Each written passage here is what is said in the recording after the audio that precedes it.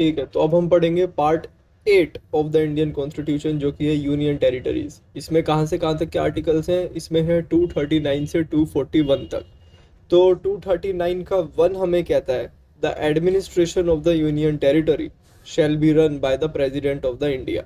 इसी का second part यानी 239 2 हमें कहता है president he will appoint an administration to run the administrator to run the administration of the union territory. By the 69th Constitution Amendment Act 1991, Article 239A and 239B was added in Part 8 of the Indian Constitution। और अब हम वो पढ़ते हैं वो दोनों हैं क्या। 239A हमें बताता है कि provision of the legislative assembly for Delhi and Pondicherry, ये 1991 में आया था कि दिल्ली की लेजिस्लेटिव असेंबली होगी वो होगी 70 मेंबर्स की, और पौंडीचेरी की भी होगी वो होगी 30 मेंबर्स की। Article 239B, lieutenant governors of मतलब lieutenant governor of Delhi and Pondicherry got the power to declare ordinance. Article 240, president has the right to make laws for the union territory.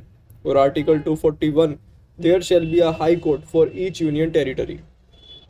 अब हम पढ़ेंगे पार्ट 9 और 9A, जिसमें कि आएगा लोकल गवर्नेंस।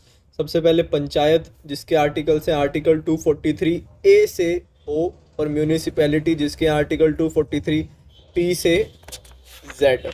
ठीक है जी। अब 1882 में जब यहाँ पे लॉर्ड रिपन था, started local governance in India, but after the independence on 2 October 1952 communal programmes for panchayat हुए थे। फर्स्ट कमेटी ऑन पंचायत कब बैठी थी? 1956 में, बलवंत राय मेहता कमेटी। 1958 में the proposal of panchayat was accepted by the national development council, और 2 अक्टूबर 1959 को फर्स्ट पंचायत इन इंडिया हो गया था नागपुर राजस्थान में। किसने इनॉग्रेट करा था? पंडित जवाहरलाल नेहरू ने। और 1959 में ही सेकंड पंचायत भी हो गया था आंध्र प्रदेश में। अब जो अलग और कमिटीज़ थी जो पंचायत के लिए बनी थी 1977 में अशोक मेहता कमेटी, 1985 में राव कमेटी, 1987 में सिंधवी कमेटी, 1988 में पीके थुंगन कमेटी। इस कमेटी की वजह से, पीके थुंगन कमेटी की वजह से शेड्यूल 11 और 12 आया था। अब हम पढ़ते हैं पंचायत के बारे में, जिसके हैं 243 का ए है legislature of state has the right to establish panchayat and distribute them work। 243B, composition of the panchayat 3 levels पे होती है ये, विलेज लेवल ग्राम पंचायत, ब्लॉक लेवल मंडल पंचायत, और डिस्ट्रिक्ट लेवल जिला पंचायत। एक नोट है, the states having more than 20 lakh population will not have the provision of medium level panchayat. अब आता है आर्टिकल 243 का D, reservation of provision of reservation in panchayat. Reservation for SC and ST, 1/3 reservation for women. Article 243E, term of the panchayat 5 years from first session. Article 243F, eligibilities should be citizen of India, minimum age 21 years, should be eligible to be the member of the state legislature. Article 243G, in schedule 11 there are 29 subject mentioned which are the works of panchayat। Article 243H, provision of finance commission of state established by the governor। और article 243I, provision of state election commission established by governor। अब हम पढ़ेंगे municipalities के बारे में, जो कि article 243R। हम खाली इंपॉर्टेंट वाले पढ़ेंगे। तो level of municipalities, Nagar Panchayat, 2 areas performing from village to town. Nagar Parishad, 2 small population areas between 3 to 10 lakhs of population. और Nagar Nigam, 2 large population areas, population will greater than the 10 lakh. अब है article 243W, there are 18 subjects mentioned in schedule 12 of the Indian constitution for work of municipalities. ठीक है जी। अब हम पढ़ेंगे part 11 और 12, जो कि है relation between the unions and states. इसमें है आर्टिकल 245 से आर्टिकल 300। ठीक है।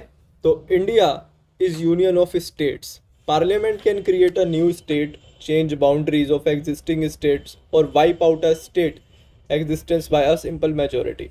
The relation between a center and state can be studied under 3 heads, जिसमें कि सबसे पहला आएगा लेजिस्लेटिव रिलेशन। तो इसमें हम आर्टिकल्स के हिसाब से बताता हूँ। आर्टिकल 245, इसमें आर्टिकल 245 से 300 है ना पार्ट 11 और 12 में, तो आर्टिकल 245 है, parliament has the right to make laws for the Indian union. ठीक है जी। Article 246, as per the schedule 7 of the Indian constitution the powers are divided between the union and states, the laws will be made as per the list of the constitution, union, state and concurrent list. Article 248, those subjects which are not included in any of the list, only center can make the law on those subjects. Article 249, if a state declares a subject of the state list important, then center can make the law on a subject of the state list. Article 250, in case of emergency, the center can make law on a subject of the state list. Article 252, if two or more states require the same law, then also center can make the law on a subject of the state list. Article 253, all the laws related to the international relation, pacts and treaties are also made by the center. Article 254, if there is any dispute between law made by the center and state, then law made by the center will be applicable. अब हम पढ़ेंगे administrative relations, जो कि है article 256, a state can use its executive powers only without affecting the administration of the executive of the union. यह है 256। 257 आता है provision of control of union over the states.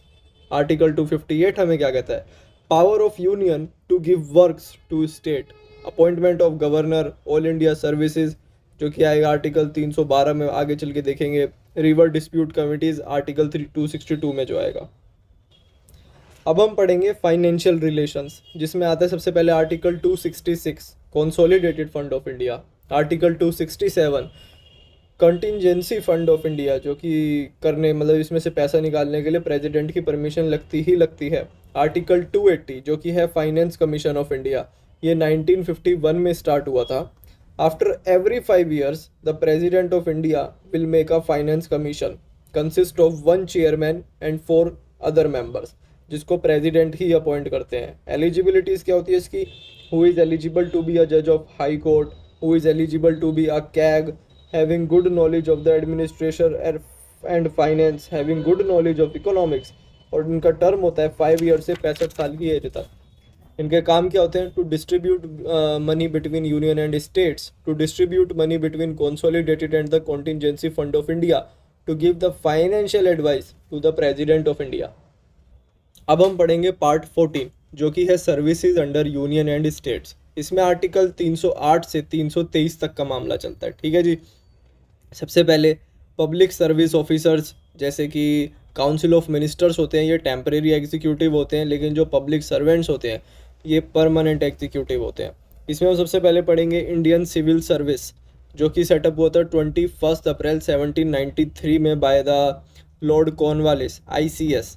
Return exam इसके चालू हुए थे लॉर्ड डलहौजी के द्वारा 1853 में, और इंडिया में चालू हुए थे 1923 में बाय लॉर्ड रीडिंग। ठीक है। Now Indian civil service is known as the Indian administrative service. Public service ये जो है, जो परमानेंट एग्जीक्यूटिव होती है, ये 3 कैटेगरीज में डिवाइड होती है, जिसमें से सबसे पहली अब हम पढ़ेंगे ऑल इंडिया सर्विसेज, जैसे कि IAS, IPS, ये 1963 में ऐड हुए थे, और इनके जैसी 3 और 1963 में ऐड हुई थी, जिन्हें हम कहते हैं IFS, IES और IMHS। ठीक है जी। आती है central services, it comes under the union and they work for centres like income tax department, excise department, Indian post department, Indian foreign services और कैग। स्टेट सर्विसेज आती हैं, जैसे कि they come under the state, example state public service commission, police service और judicial service. अब हम इनको articles में देखते हैं। जैसे आर्टिकल 312 है ऑल इंडिया सर्विसेज का, और इस पर सिर्फ राज्यसभा लॉ बना सकता है। आर्टिकल 315 है provision of the union public service commission for the union, यानी provision of UPSC for union, और provision for state public service commission for each state. There can be a common state PSC for 2 और more states. ठीक है जी। अब article 316 आता है appointment and term of the members. सबसे पहले मैं आपको बताऊंगा UPSC का। तो इसके जो चेयरमैन और मेंबर होते हैं ये प्रेसिडेंट के द्वारा बनाए जाते हैं। इसमें 9 से 11 मेंबर्स होते हैं, वो भी प्रेसिडेंट के द्वारा डिसाइड होता है।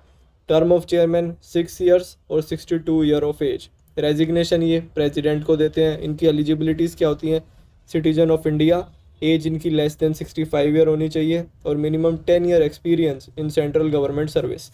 अब आता है स्टेट पीएससी में, तो chairman and members are appointed by the governor. Number of members is not fixed, this is decided by governor. Term of chairman 6 years और 62 ईयर्स ऑफ एज। रेजिग्नेशन देते हैं गवर्नर को। एलिजिबिलिटीज़ होती है इनकी citizen of India, less than 62 years of age, minimum 10 year experience in state service. ठीक है जी। अब आता है आर्टिकल 318 यानी 318। After appointment the salaries and allowances of the UPSC और state PSC chairman can not be reduced. Article 320, this is the duty of the UPSC and state PSC to conduct civil service exam every year. Article 323, this is the duty of UPSC chairman to present the annual examination calendar before the President of India. Article 310, government center holds office during the pleasure of the President. Government servant जो होते हैं hold करते हैं office को during the pleasure of the president. In this context special note may be taken of article 311 जो हमें ये बताता है a civil servant can not be removed by an authority lower than that which appointed him. Before dismissal the civil servant must be given a reasonable opportunity of being heard with respect to the charges against him. एक landmark judgement में जो कि PV Narasimha Rao versus CBI SP 1998 की थी, तो supreme court ने कहा था जो एमपीज एंड एमएलएज होते हैं ये भी पब्लिक सर्वेंट्स हैं with in the meaning of section 21 of IPC.